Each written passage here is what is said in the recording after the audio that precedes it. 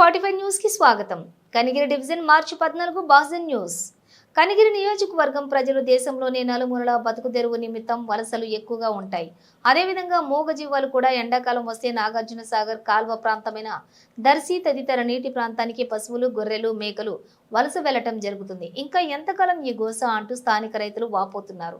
కనిగిరి ప్రాంతంలో ఫ్లోరైడ్ తో పాటు వర్షాలు కూడా సంవత్సరానికి 10 నుంచి 15 సార్లు వర్షం పడుతుంది.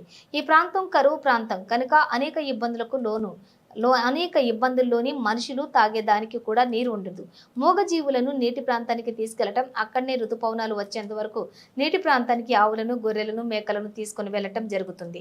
రాష్ట్ర ప్రభుత్వం, కేంద్ర ప్రభుత్వం ఈ ప్రాంత ప్రజల గోడును విన్నవించుకుని తొందరగా వెలిగొండ ప్రాజెక్టు నిర్మాణాన్ని పూర్తి చేయాలని రైతులు, రైతు కూలీలు, పేద ప్రజలు, బడుగు బలహీన వర్గాలు ఎక్కువ శాతం ఉన్న కనిగిరి ప్రజలు కోరుకుంటున్నారు.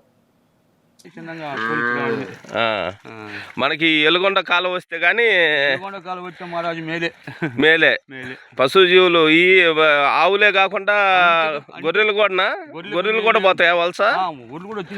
గొర్రెలు కూడా వచ్చాయి, ఆవులు, బర్రెలు తప్ప అన్ని వచ్చాయి. లేకుండా బతకలేవు, మేము బతకలేము, అవి బతకలేవు, కూడా తిండి లేదుగా.